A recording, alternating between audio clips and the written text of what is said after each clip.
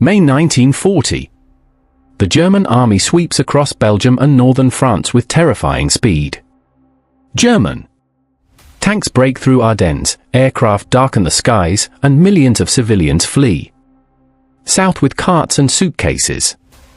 The French army, considered by many to be the strongest in Europe, crumbles in weeks. Within a short time the French Third Republic collapses and surrenders to Nazi Germany. In this disaster some voices demand that France fights on from its colonies, while others cling to the hope of an armistice with Nazi Germany.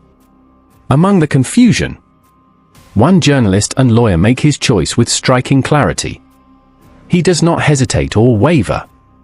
He argues that resistance is useless, that Germany's triumph is permanent, and that the only path left is to collaborate with the Nazi conqueror. While many Frenchmen prepare for occupation with fear or shame of defeat, he sees an opportunity for influence and prestige. He declares that collaboration with Hitler is not only necessary but patriotic, and he soon becomes the willing voice of the occupiers in Paris. His name is Fernand de Brinon. Fernand de Brinon was born on the 26th of August, 1885 in Laval, in southwestern France. He grew up in a prosperous noble family that valued education, civil duty, and public life. His father, Robert de Brinon, worked in business and local administration, while his mother Jean Messier de Lacombe devoted herself to raising Fernand and his three sisters. From childhood, de Brinon absorbed the sense that France's educated elite had a responsibility to guide national affairs. He excelled in school, showing intelligence and a gift for language. His early teachers noted his curiosity about politics and his ability to argue and discuss various topics with confidence. After completing his secondary studies, he went on to study law and political science, earning qualifications that prepared him both for journalism and for a later role in a public. In the years before the First World War, de Brinon made his name as a journalist and legal advisor. His articles were admired for their polished style and thoughtful commentary. He moved easily in Parisian circles of politics and literature, meeting writers, politicians, and intellectuals who debated France's future.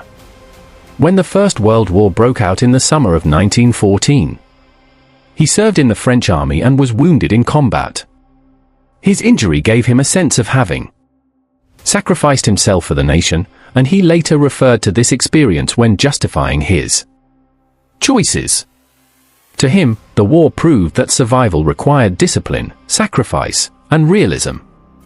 After the armistice of 1918 and end of the First World War, de Brinon returned to journalism. He worked for leading newspapers and periodicals, where he developed a reputation as a commentator on political and international affairs. By the 1920s he was well known in Parisian media circles. He cultivated friendships among conservative politicians and thinkers who were worried about the future of the French Republic. France had suffered greatly in the First World War, and the Republican political system seemed unstable. Parliamentary life was often chaotic, with short-lived governments and heated debates between left and right of the political spectrum. De Brinon, like many conservatives, believed that the system was too weak to deal with new dangers. He watched with alarm as the French Communist Party grew in strength and influence. He also feared what he saw as a decline in traditional values, respect for authority, and social order.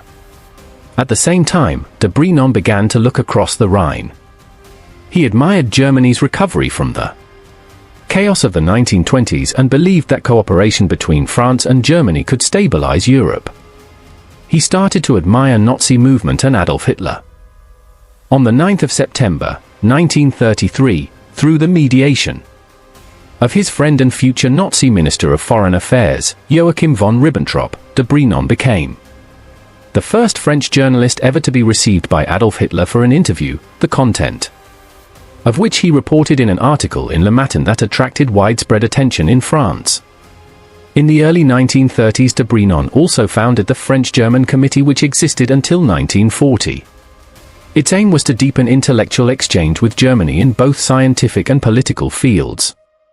And de Brinon served as its vice president. In 1934 he married Jean-Louise Rachel Frank. Born to a family of Jewish bankers in Paris, she was an inveterate socialite. As Europe moved toward war again, de Brinon convinced himself that France was too divided and too poorly prepared to win. He argued that communism posed the greatest danger, greater even than Hitler and Nazi Germany. His role of traitor began even before the start of the Second World War. During the Munich conference in September 1938, de Brinon sent information about the discussions of the French cabinet to the German government. When Germany started the Second World War by invading Poland on the 1st of September, 1939, and France declared war on Germany a few days later, he still believed that negotiation might bring peace. To him, fighting Germany was a tragic mistake that would only weaken France further. The German invasion of May 1940 against France and the countries of Benelux shattered them with breathtaking speed. The French army collapsed in weeks, millions of civilians fled south in panic, and the government lost control. De Brinon concluded that further resistance was hopeless. He turned his support to the aged Marshal Philippe Pétain, who seemed the only leader capable of salvaging something from disaster. When the armistice with Germany was signed on the 22nd of June, 1940, de Brinon saw collaboration as the only realistic path.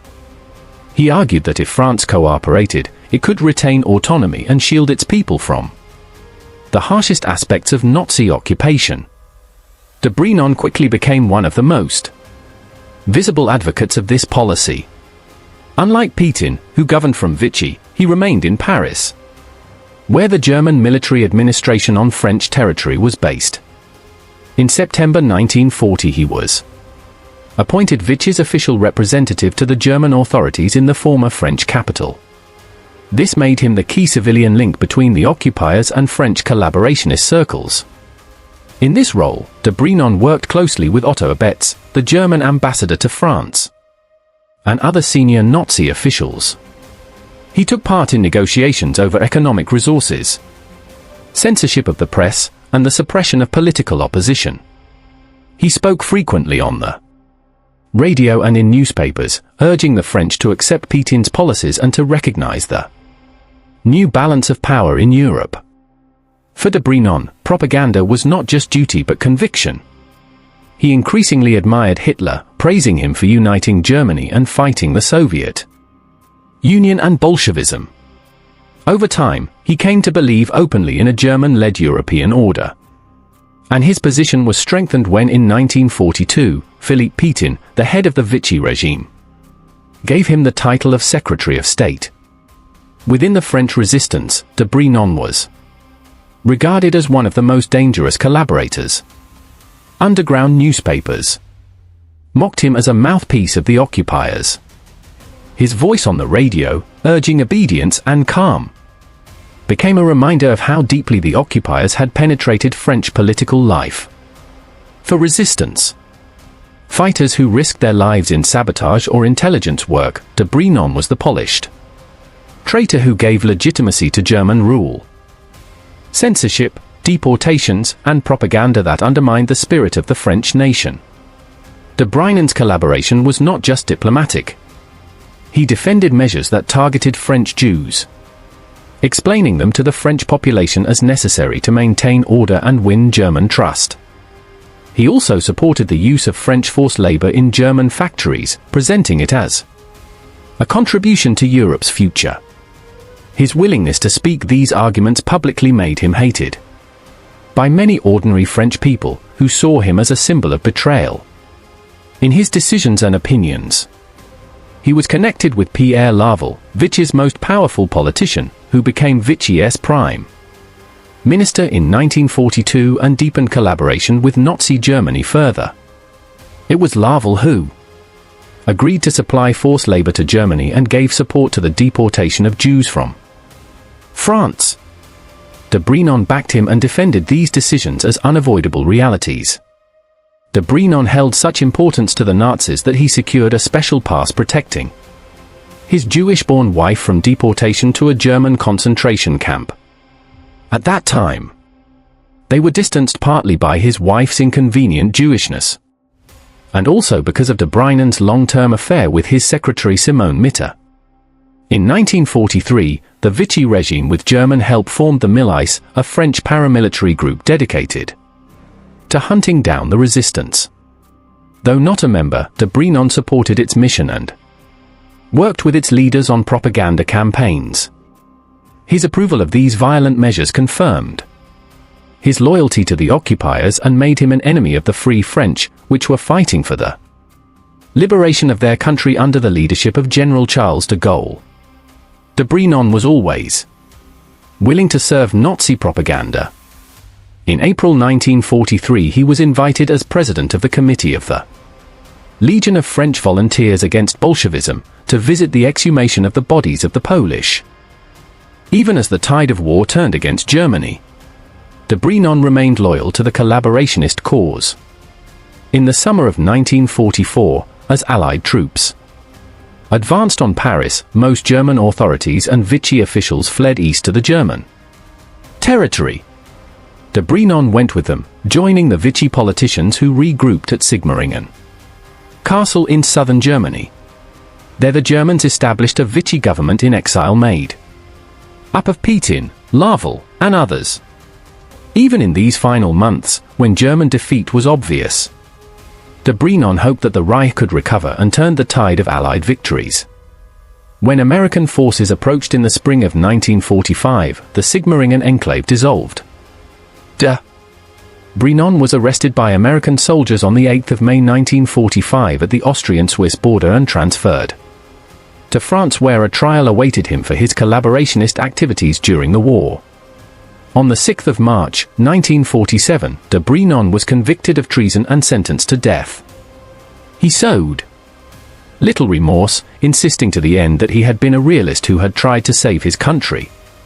On the 15th of April, 1947, he was executed by firing squad at the Fort de Montrouge near Paris. When the firing squad ended his life, he was 61 years old.